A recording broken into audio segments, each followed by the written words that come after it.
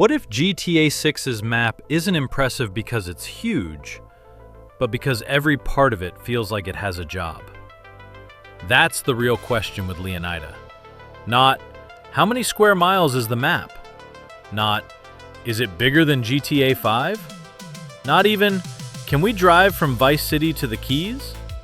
The real question is, when we turn down a random street, will it feel like a place Rockstar actually built for gameplay? Can we walk into buildings? Can NPCs behave differently depending on the neighborhood? Can the swamp actually feel alive, or is it just a pretty green area on the map?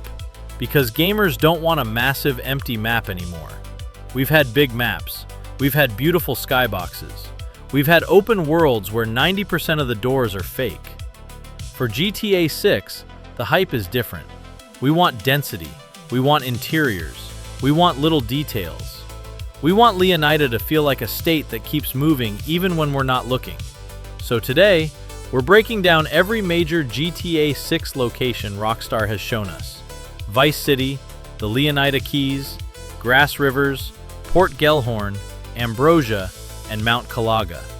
And we're going deep on what these places could mean for NPC behavior, wildlife AI, enterable buildings, and the future of Rockstar's open worlds.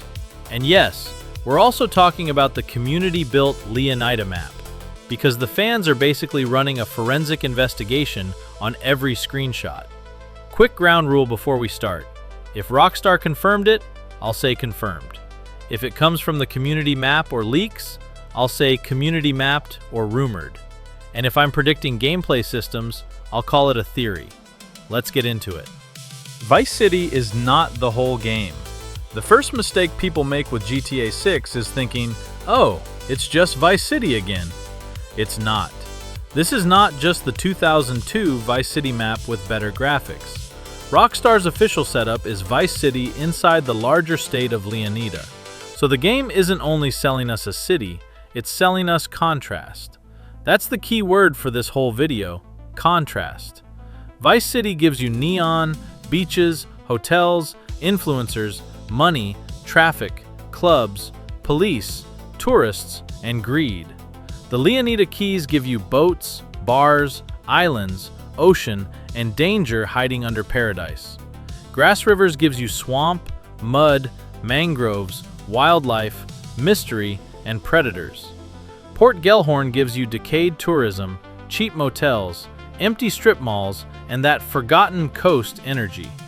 Ambrosia gives you industry, sugar, biker gangs, and old-school rural power.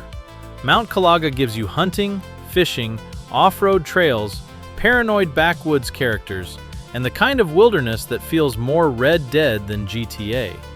That's the reason Leonida can beat GTA 5 in density without only being bigger. GTA 5 had Los Santos and Blaine County. Amazing map, iconic map, but you could feel the split. City here, countryside there, desert up top. GTA 6 looks like it wants the entire state to feel like different ecosystems of crime. Different neighborhoods, different economies, different police presence, different NPCs, different wildlife, different vehicles, different mission types. That's how you make a map feel dense. Not by making it massive, by making every region change the way you play. Vice City, everything in excess. Let's start with Vice City, because this is the heart of the map. Rockstar describes Vice City as everything in excess, and that phrase is doing a lot of work. This city is not just Miami with fake names. It's Rockstar's version of glamour, hustle, greed, beaches, nightlife, and chaos all smashed together. The official description mentions pastel Art Deco hotels, bright white sands of Ocean Beach, panaderias in Little Cuba, bootleg brands at the Tishawaka Flea Market, and the VC Port, the cruise ship capital of the world. That one paragraph already gives us multiple gameplay zones. Ocean Beach is the shiny postcard version of Vice City. That's where I expect luxury hotels, rooftop pools, clubs, tourists, influencers, valet parking, expensive cars, beach patrol, and probably a ton of NPC density. Little Cuba sounds like a food, culture, street life area. Panaderias are not just background detail. In Rockstar language, that could mean small interiors, local businesses, ambient NPC routines, and maybe even mission pickups. The Tishawaka Flea Market is one of the most interesting official mentions because flea markets are naturally interactive. They're made of stalls, fake brands, sellers, crowds, knockoff clothing, weird electronics, food stands, and shady side deals. If Rockstar wants to prove GTA 6 has better interiors and micro detail than GTA 5, that kind of location is perfect. And then there's VC Port. Ports in GTA are always gameplay gold. Cargo, containers, smuggling, police, security, boats, trucks, cranes, restricted zones, ship interiors, escape routes. And because Vice City is based on South Florida, the cruise port angle matters. Real Port Miami is officially branded as the cruise capital of the world. So Rockstar calling VC Port the cruise ship capital feels very intentional. A cruise terminal could be a mission location, a heist setup, a smuggling route, or just a giant piece of environmental storytelling. So Vice City's density probably has layers. Street density, traffic, pedestrians, tourists, cops. Building density, hotels, shops, clubs, markets. Vertical density, rooftops, balconies, parking garages, high-rises. Social density, NPCs filming, arguing, dancing, selling, flexing, reacting. That's the part that could make Vice City feel more alive than Los Santos. Los Santos had iconic streets, but a lot of buildings were still closed. Vice City needs to feel like more doors are possible. Not every door, that's unrealistic, but enough doors that you stop assuming everything is fake. The neon strip versus the rougher blocks. Now let's talk about one of the most exciting gameplay possibilities. How NPC behavior might change between Vice City's wealthy neon areas and its grittier neighborhoods.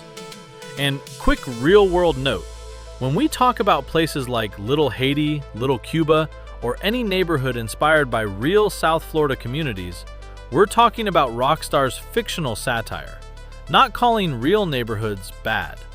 Real Little Haiti is a cultural hub with art, food, music, Creole, Caribbean markets, and a deep community identity. But in-game, Rockstar loves contrast, and Vice City is the perfect setting for it. Imagine walking down the neon strip at night. You've got tourists taking selfies, influencers live streaming, rich NPCs stepping out of supercars, bouncers outside clubs, police parked near hotels, private security in lobbies, people dressed for nightlife, NPCs reacting dramatically if you pull out a weapon because they're already filming everything. Now compare that to the rougher blocks near the port, the flea market, or older commercial districts. The NPC behavior could be completely different. Less tourists, more locals, more working vehicles, more box trucks, scooters, bikes, beat-up sedans, street vendors packing up at night, people hanging outside corner stores, maybe gang-affiliated NPCs who don't run as quickly when chaos starts, maybe police response that feels different depending on the district. Maybe some areas have heavy patrols because they're tourist zones, while others rely more on local gangs, private crews, or delayed police response. This is what I want from GTA 6. Not just different textures on buildings, but different rules. In GTA 5, you could feel some differences between Rockford Hills, Vespucci, Davis, and Sandy Shores. But imagine if GTA 6 pushes that way further. In Ocean Beach, bumping into a rich NPC could trigger phones, yelling, security, and cops. In a flea market, causing trouble might make vendors close their stalls, people scatter through narrow lanes, and certain NPCs fight back. Near the port, stealing a truck might trigger security vehicles before regular cops arrive. In a biker-controlled area like Ambrosia, the first response might not be law enforcement. It might be the local gang. That kind of local behavior is what makes a world feel interactive.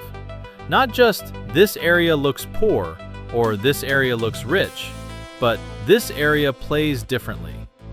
Little Cuba, Little Haiti, and the street-level immersion test. Let's zoom in on the neighborhood detail.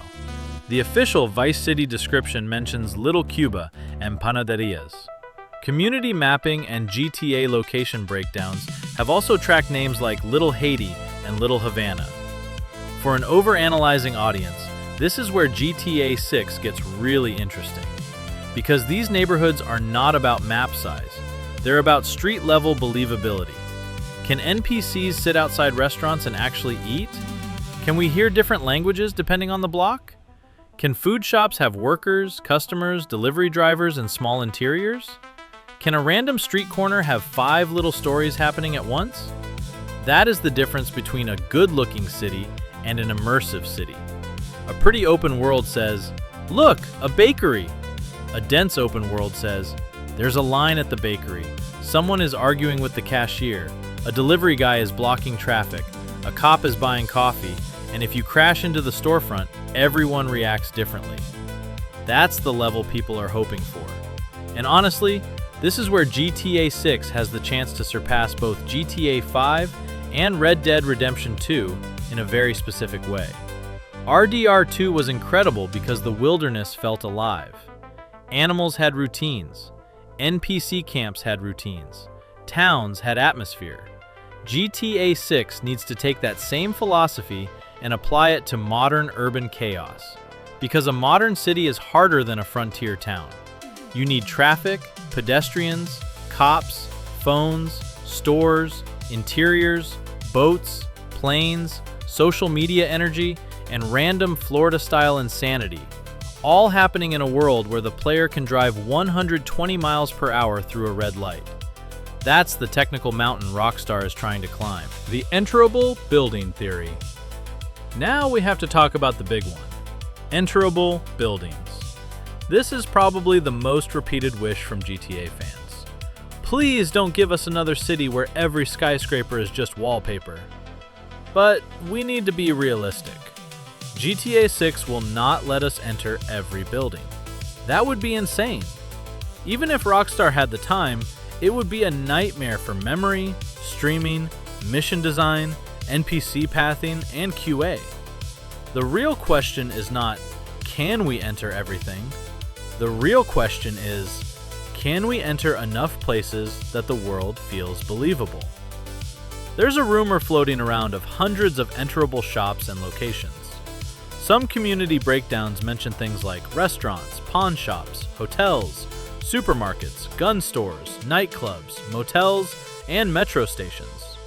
Treat that as unconfirmed. But as a theory, it lines up with the kind of map Rockstar appears to be building. So here's how I would tier the most likely interiors. Tier 1. Almost guaranteed gameplay interiors. Safe houses, motels, clubs, stores, story mission locations, Jason and Lucia's apartment, places connected to major characters like recording studios, strip clubs, boatyards, and criminal businesses. These are not just nice to have, they're needed for story and gameplay. Tier 2. Likely systemic interiors. Gas stations, convenience stores, pawn shops, restaurants, small markets, gun stores, motel offices, hotel lobbies, metro or tram stations if public transit is functional. These are the buildings that can repeat across the map with different layouts and local flavor. GTA 5 already had stores you could rob. GTA 6 can evolve that into more meaningful interiors. Backrooms, security cameras, NPC employees, hiding spots, alarms, bathrooms, kitchens, rooftops, parking areas. Tier 3. Big landmark interiors. This is where the hype gets dangerous.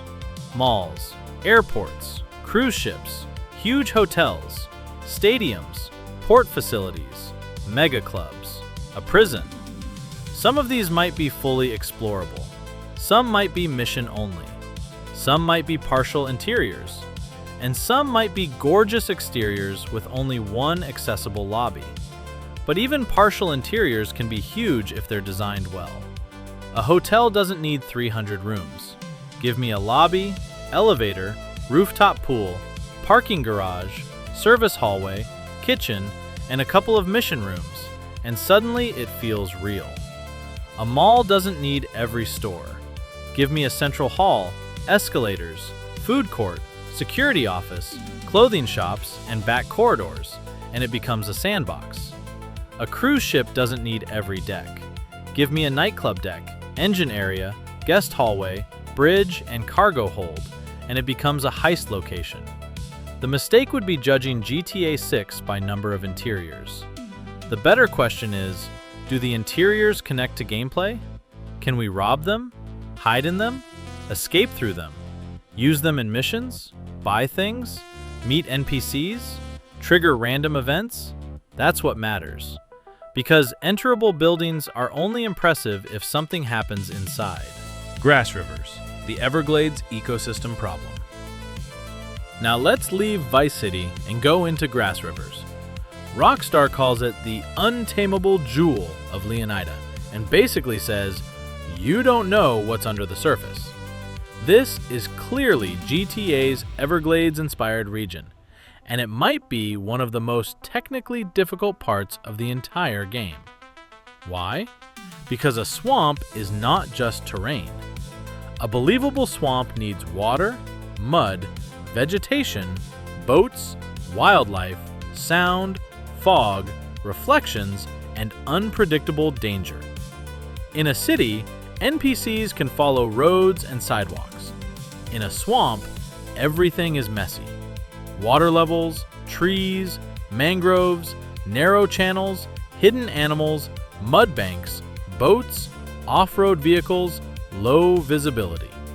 Now add GTA gameplay on top. The player can arrive by airboat, dirt bike, truck, helicopter, maybe even on foot. The police might chase you. Animals might attack. NPCs might be fishing, hunting, dumping evidence, smuggling, or hiding out. That means the AI has to understand a space that is not clean like a road grid. This is where Red Dead Redemption 2 becomes the obvious comparison. RDR2 had one of the best wildlife systems in gaming. Animals didn't just stand around like props. They reacted, hunted, fled, attacked, and existed inside habitats.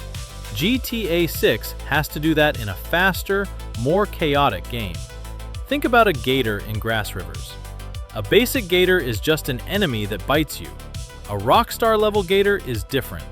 It sits half hidden in the water. Birds react before you see it. NPCs avoid the area. It attacks if you get too close. It drags prey. It responds to gunfire. It can interrupt a police chase. It can make a mission go wrong. That is what I mean by ecosystem gameplay. And the official Grassrivers description hints at more than gators. It says there are deadlier predators and weirder discoveries among the mangroves. That line is basically Rockstar saying, go explore, we hid stuff here. So this region could be where GTA 6 gets weird. Bodies in the swamp, abandoned boats, cult hideouts, smuggling camps, crashed planes, toxic waste, rare animals, cryptid-style mysteries, Florida Man encounters, police chases that end with nobody wanting to step into the water. And if wildlife AI is dynamic, Grassrivers could become GTA 6's version of the RDR2 wilderness, except with airboats, helicopters, shotguns, and wanted levels. That is insane potential. Leonida Keys, paradise with teeth. Next up, the Leonida Keys. Rockstar's description is basically, life is easy, the bars are loaded, but you're right next to some of the most beautiful and dangerous waters in America. That's such a Rockstar sentence. Because on the surface, the Keys are vacation mode. Deck chairs, tiki bars, fishing boats, sunburned tourists, drunk locals, scooters, beach shacks, boatyards, small motels, bridges over turquoise water. But gameplay-wise, the Keys could be one of the most important regions in GTA 6. Why? Water. GTA has always had boats, but water has rarely been the main event. In GTA 6, water could be central. The Keys give Rockstar a reason to make boats matter. Smuggling routes, island hideouts, diving spots, underwater secrets, Coast Guard patrols, storms, sharks, reefs, wrecks, hidden packages, drug drops, boat chases through shallow channels. And because Jason is officially tied to the Keys and local drug runners, this area probably has real story importance. The Keys could also be where GTA 6 slows down in the best way. You leave Vice City's traffic, and suddenly it's just 2 lanes, ocean on both sides, bars on the water, old boats, tourist traps, and people who know exactly who does business with who. That's the vibe. Beautiful, but not safe. Relaxed, but criminal. Paradise, but with teeth. Port Gellhorn might be the most underrated location so far. Rockstar calls it Leonida's Forgotten Coast. Cheap motels, shut-down attractions, empty strip malls, and a new economy fueled by malt liquor, painkillers, and truck stop energy drinks. That description is pure Rockstar. This is the anti-Vice City. If Ocean Beach is neon wealth, Port Gellhorn is sun-bleached decay. Old tourism, broken signs, closed rides, pawn shops, liquor stores, dirt bikes, motels with flickering lights, strip malls where half the stores are empty and the other half are doing something suspicious. And for gameplay, this might actually be more interactive than the skyscraper districts. Why? Because low-rise environments are easier to make enterable. A strip mall with 5 shops is more practical than a 60-floor tower. A motel is easier to make explorable than a luxury condo. A pawn shop, liquor store, gas station, and laundromat can all become gameplay spaces. This is why Port Gellhorn could be a density monster. Not visually dense like Vice City, interactively dense. Every motel room could hide something. Every back office could trigger a robbery. Every closed attraction could be a mission arena. Every dirt bike trail could lead to a stunt jump, stash house, or random encounter. And the NPCs should feel different here too. Less influencer energy, more survival energy. People watching you from balconies, locals who don't trust outsiders, bikers at gas stations, police who feel underfunded or aggressive, criminals using old tourist infrastructure for new business. Port Gellhorn is where GTA 6 can make decay feel playable. Ambrosia is another region people are sleeping on. The official description says, Allied Crystal Sugar Refinery provides the jobs, while the local biker gang provides almost everything else. That tells us exactly what Ambrosia is about: industry and control. This is not a random town, it's an economy. A refinery means workers, trucks, warehouses, rail lines, pollution, security gates, machinery, unions, corruption, and probably missions involving sabotage, theft, or biker politics. If Vice City is money in a nightclub, Ambrosia is money in a factory. And that matters, because Rockstar worlds feel best when you understand how crime fits into the local economy. Then up north, we have Mount Kalaga. This is the wild, wild country region. Hunting, fishing, off-road trails, backwoods, mystics, radicals, and people hiding from the government. This is where GTA 6 can bring in that Red Dead DNA. Forests, cabins, rivers, trails, hunting, dirt roads, ATVs, paranoia, weird side missions, maybe militia-style groups, maybe cult encounters, maybe hidden labs or abandoned sites. Mount Kalaga is important because it gives the map breathing room. A dense open world still needs quiet. If everything is neon, nothing is neon. So Mount Kalaga and Grassrivers are the counterweight to Vice City. They make the state feel bigger emotionally, not just physically.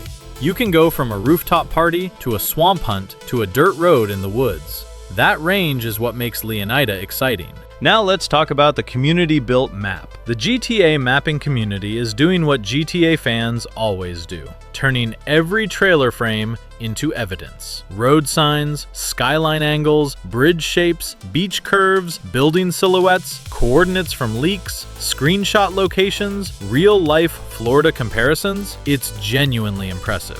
The interactive maps are useful because they show how fans are connecting Vice City, the Keys, Grassrivers, Port Gellhorn, Ambrosia, and Mount Kalaga into one possible state layout. But here's the important part. The community map is not the official map. Some areas look empty because we don't have evidence yet, not because Rockstar built empty land. Some markers come from official footage, some come from leaks, some come from real-world guesses, some will be wrong.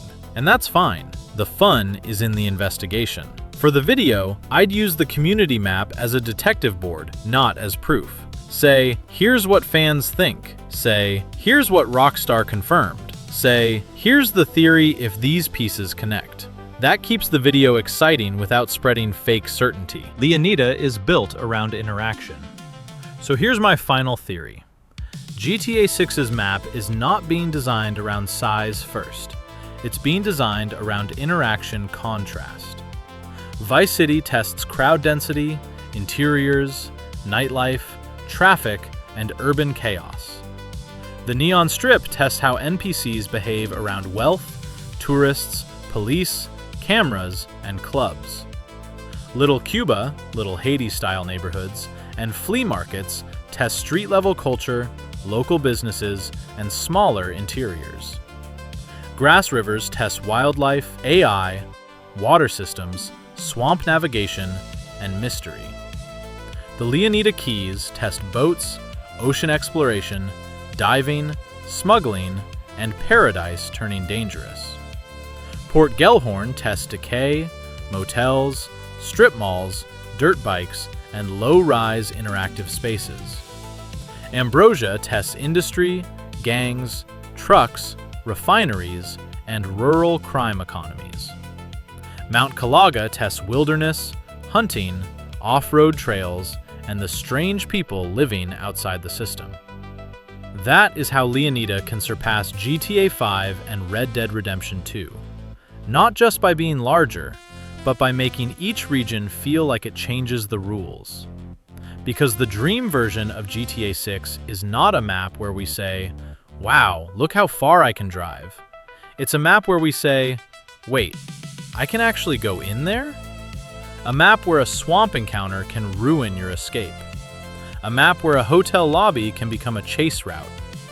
A map where a flea market isn't just decoration. A map where NPCs don't all feel like the same person wearing different clothes. A map where every neighborhood has its own rhythm. That's the real next-gen Rockstar promise. Not bigger, alive. But now I want to know what you think. Which GTA 6 location are you most excited to explore first? Vice City, Grassrivers, the Keys, Port Gellhorn, Ambrosia, or Mount Kalaga? And more importantly, do you think Rockstar will actually deliver more enterable buildings this time? Or are we setting ourselves up for pain? Drop your theory in the comments, because I already know you guys are going to notice something I missed. If you enjoyed the breakdown, like the video, subscribe, and I'll see you in the next one.